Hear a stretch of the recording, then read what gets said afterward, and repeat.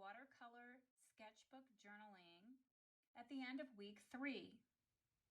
My name is Zanne Reynolds, and I'll be your tour guide through our sketchbook journal process. This is a moleskin watercolor sketchbook journal, and on the first page here, I have glued down a little cutout of a key to the paint palette so I can refer to it to know where my colors are in my paint palette here. Now I don't have to put it here. There's also a pocket in the back of the book that you can put it in, and so you can pull it in and out, but I thought this was a nice place to put it, and I put a little drop shadow on here. Then on this opening leaf you can put your name and information, and here I have a kind of title page, and at first it just had my name, and now I've been embellishing it with, I can't resist doing little cartoon characters and little sketches of things out of my imagination. And then that brings us to this page. Now, the point of this video is to help you add embellishments and unifying design elements to make a more cohesive whole, so we don't have elements on one page fighting with another. So these pages were all very high key with white backgrounds, and they were kind of fighting each other. So I decided to take a gray cool neutral from our ivory and tone it down, or a Payne's gray. And I actually painted over these little dapples of where I was trying to figure out what mixture to use over here. So I toned that down, and then I did not go on top of the color here. I just went around it, preserving the color wheel, which really makes the color pop, by the way. If you notice a Van Gogh painting, he uses a lot of neutrals and grays in his paintings to really make those colors sing. That's how he does it. But this has a nice softening effect to the overall layout, giving this predominance. Even though this really sings in a nice way, it's more subdued, it pushes it back. And then the white highlights of this page really pop. So over here, I just had a really crude color wheel, and I added this lavender blue neutral showing how it was made with the triangles, and I added the text color wheel, and I added a little cartoon character of myself as if I were the art teacher. Welcome to watercolor sketchbook journaling, it says. Now I might add that you're going to want two things while you do this. You're going to want a hair dryer, any hair dryer will do, and a scrap piece of paper to put like this over the edge, so when you get to the edge, it bleeds off onto here and not on all your pages that follow underneath. So that's pretty important. And the other thing you want to do is when you are coloring, sketching, whatever, you kind of want a dry piece of paper to rest your hand on so you don't accidentally sweat and blur the material, the paints, or get dirt on it or oils or whatever. So it's spare piece of paper, some different pens and inks. This has a silver gel marker that I use that wrote practice, practice, practice on it. And then this is a black pen that I'm using that's waterproof.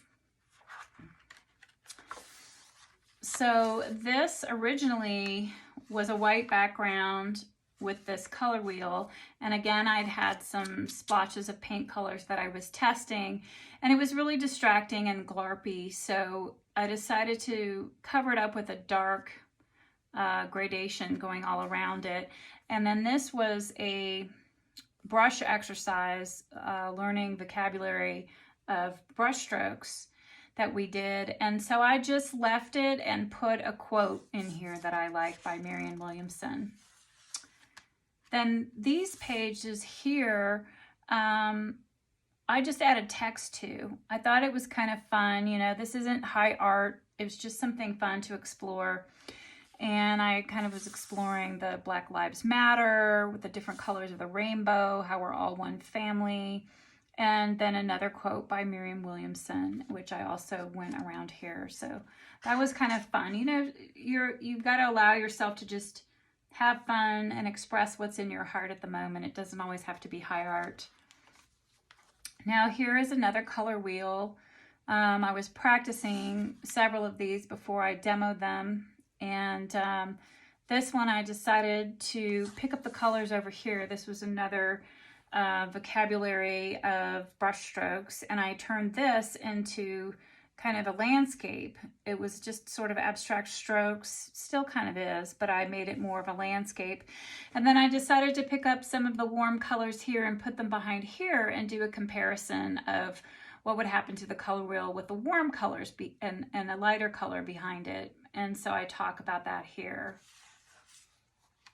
Now here is a spread that I have not unified or done anything with. It's kind of ugly, and I, in fact, skipped this page and went on to the next one. But I have a couple of things I can do here. I can glue the pages together and just ignore them, or I can do a little watercolor sketch and sort of paste it on top of here, or even do it on top of here and just make this dark to kind of go away, and maybe do some little sketches of a tube of paint and a paintbrush, something like that. So I have some things in mind here, but I wanted to show you this before I'd done anything with it, and I'll come back to this later. This is one of our first video lessons of color mixing, and so I just left a little explanation, a room for notes over here, and a quote about making color marks of pure joy. And I didn't finish this. I just started enough to show you guys how to do it. I may come back and finish it, or I may do a little illustration. I don't know yet. So this one, I have not decided if it's finished or not, but I did come back and label these. This was actually the demo that I did for you all, and I left the predominant color in the background, just the natural page color. And I just left room for some notes, and I labeled everything. And this is very technical, but it's good for you all to do and keep notes on it, so you know what your primaries are, your secondaries, your intermediate or tertiary colors. And if you need help with that, let me know. But it's really important that you have this to refer to, and you can always come back if you don't remember how to do something. And then this is another developing vocabulary of brush strokes, and it didn't become as developed as the other one where it was a landscape, but these look like little hearts to me, so I just sort of made it a little cartoon bird. And you know, again, this isn't high art, it's just having fun, what appeals to your heart at the time. And here we have the first class, lesson 1, class 1 on Zoom. And I talk about complementary colors, they're opposite colors. And so we did 2 sets of those. We did a violet and yellow and a green and red. And I used a barn for my photo reference. And this is referencing Ingrid's fish. She was doing some fish with those color choices, red and green and violet and yellow. And they just kind of look like little blobby strokes when I was demoing it for her. So I went in and I made cute little cartoon characters and turned them into unicorn fish, because I know she likes unicorns. And then this was another section where I had started to do the fish, and then I didn't think they afforded me much opportunity there with this spread, so I went ahead and sort of grayed out the whole thing and then used this to talk about my notes on top. And what unifies this whole piece is the gray that I have going all around, which makes these 2 kind of pop. So you see what the lesson plan is about, which is what I was striving to do, is unite the images and make it look like one spread. And here I did the same thing. We had a lesson on analogous colors and monochromatic, which is a single color, violet, yellow. So you see the colors that are in these palette. This is where I was mixing and trying colors. I just did gray around it. I didn't do it on top, so you could still see the colors. I think it's kind of a fun spread.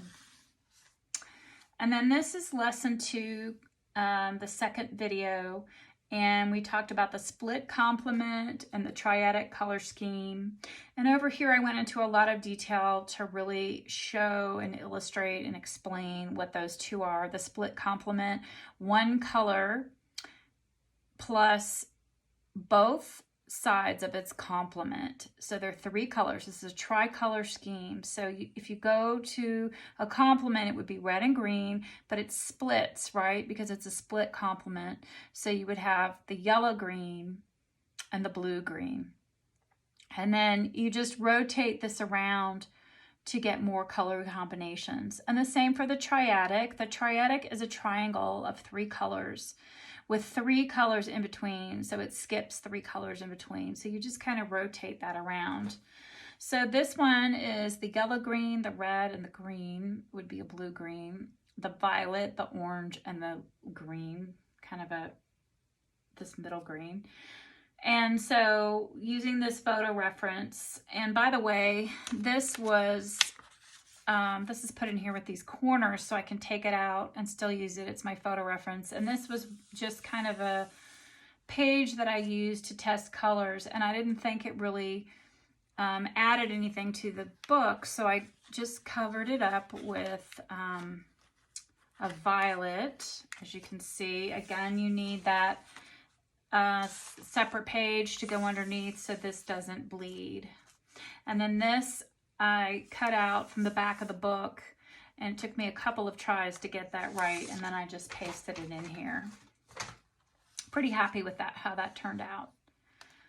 And then this is pretty cute. This is lesson 2, video 2, color as value. So we started out in the video just doing this value set, comparing the values to our grays over here and reproducing where we thought they fell on the gray scale. And so I had over here a blank space, and I just had some color sketches, swatches, trying to figure out where I wanted to put what color, you know, just testing the mixing. So what I decided to do was a little art activist protester, and it says, value does all the work, color gets all the credit. And so I had a lot of fun just illustrating her and kind of making her a little sassy artist, teaching about value. And then I had this little block here, and I kind of wanted to show some of the effects of the value, the light and dark going on here. So that was a fun thing for me to add to an otherwise kind of straightforward, somewhat boring, but necessary scholastic view of colors. And I could go back in here and label at the top what my colors are if I wanted to. Okay, this is lesson 2, class 2, and it's a little bit more scholastic looking. I kind of wish I hadn't gotten this all dirty right here. Sometimes less is more. But I do like this on here, just kind of showing that you're practicing and that these are notes. And it's really important to keep these kind of notes in your sketchbook. Maybe they're not really high art or anything like that, but it's a great place for you to go to review everything. So we have direct mixing, we have glazing, we have a neutral. I added little drop shadows, which really makes them kind of pretty. We have a cube, a couple of spheres, a couple of triangles. Another way to do a color wheel is these little wet triangles. And just some notes, whatever favorite quotes you have from the class, you can add. I interestingly dropped a green brush loaded like on the edge, and it went through every single page here. So you have to, sometimes that happens, and that's all the more reason to use one of these. Okay, this is lesson 2, class 2 also, and we're exploring green, and we were talking about the different ways to make green and have it appear green, and I just kind of had some fun typography to add to that, and I added a cute little vine. I just thought it enhanced it and labeled it, and then added this little border around here. playfully following the outline of the watercolor. You know, it just makes it pretty, and we know what class we're on and what we learned that day, and it just kind of helps unify it. And it's a very different spread than some of these other spreads, so it's kind of fun. Then this one is Lesson 2, Class 2 as well. This is a close-up and far-away demo for Roberta. And we have a little worm's eye view and bird's eye view, although it's more of a bird's eye this way. And this is a bird's eye as well, and we did the pumpkins in class. And then we just sort of ask some questions or talk about it. Happy pumpkin season. You can write whatever notes help you in these situations. This is a spread I did of my backyard one day. And I may go back into this with a black marker and delineate some more detail, maybe add some birds watching the sunset. I don't know yet. I've left that for now. And then one night, my candle was burning really beautifully, and I just really quickly freehand, almost in the dark, did a little color doodle, and I couldn't really tell what it was, so I thought it needed some black marker rendering to really delineate that it was a candle. And so I just freehanded it and had fun with the really organic shapes of the melting wax. And I think it turned out kind of fun. Not everything has to be super serious. And then this has a page blank left for me to do something, write a poem, illustrate it with some more candles. I don't know what I'm going to do over here.